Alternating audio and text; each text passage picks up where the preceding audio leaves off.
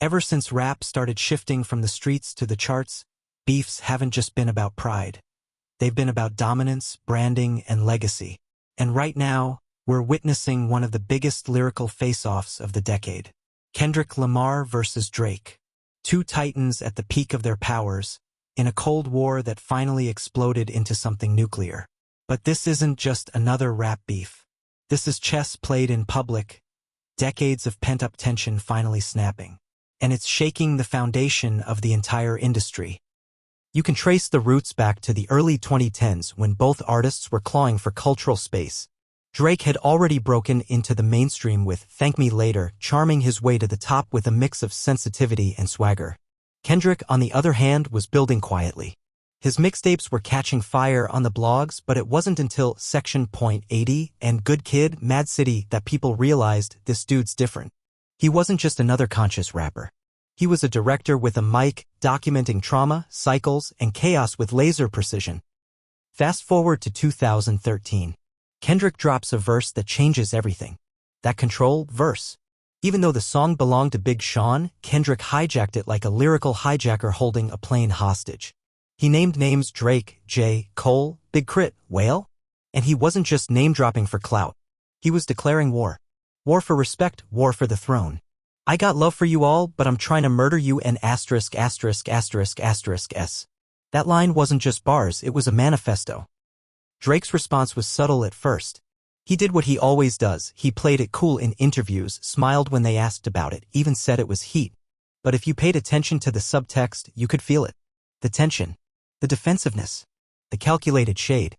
He started calling himself the best, started subtly dismissing Kendrick as a good kid. In a way, Kendrick had exposed something. Drake wasn't used to being challenged by someone who couldn't be categorized. And Kendrick wasn't playing for charts. He was playing for legacy. Over the years, their paths kept intersecting like rival war generals sending scouts into enemy territory. They shared stages, appeared on the same songs, dropped subliminals, and through it all, fans kept asking, is the war real, or is it just posturing? Then came the Heart Part 4. Kendrick sent a warning shot. Y'all got until April the 7th to get y'all shit together. Everyone thought it was aimed at Drake. That same year, Drake dropped More Life. Kendrick came back with Damn. It was like two kings sending out proclamations from rival castles.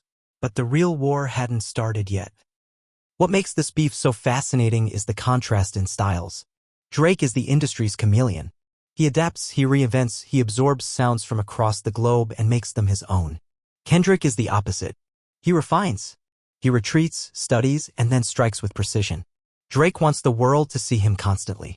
Kendrick makes the world wait, then delivers art that demands attention. For years, fans speculated about whether it would ever go beyond subliminals. Drake dropped Duppy Freestyle for Pusha T. He battled Meek Mill. But Kendrick? He was still lurking. Still quiet. Still waiting. And then came 2024. Out of nowhere, Kendrick pops out on Metro Boomin' and Futures like that. That verse didn't just reignite the beef, it turned it into a forest fire. Motherf******, the big three, it's just big me. That line echoed across the industry like a warning shot. A direct, public, undeniable call-out. Kendrick had finally said it, I'm not your peer. I'm above you. And he said it with conviction.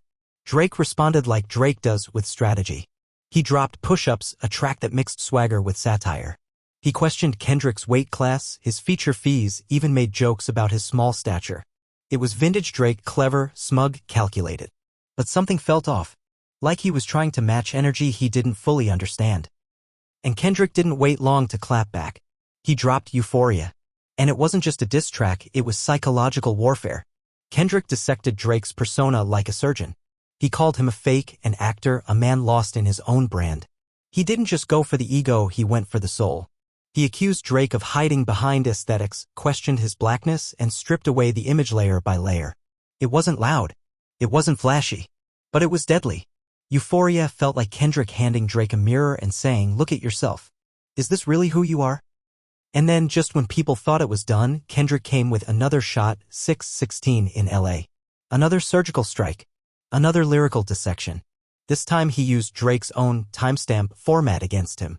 Subtle, calm, but full of venom. He questioned friendships, fake alliances, and even hinted that someone in Drake's circle was leaking info. It felt like Kendrick had gone full shadow war.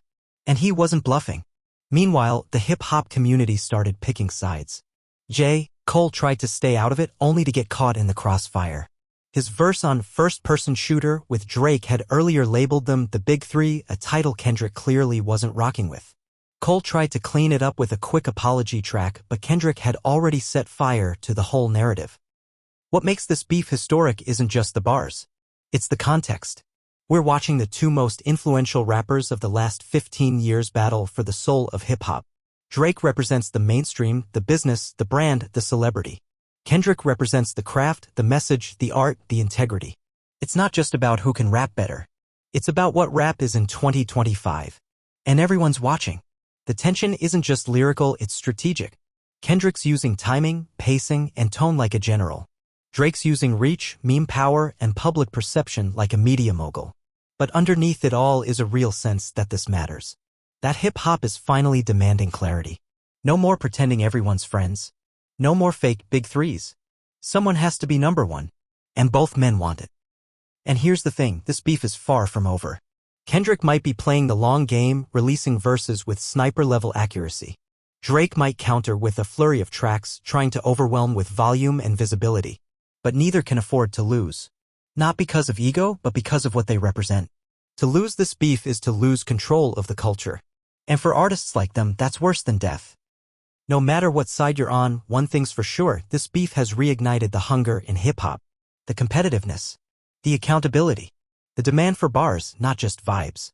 And whether it ends in a truce or in total destruction, this moment will be studied for years. Not just because of who was involved, but because of how it made everyone else step up.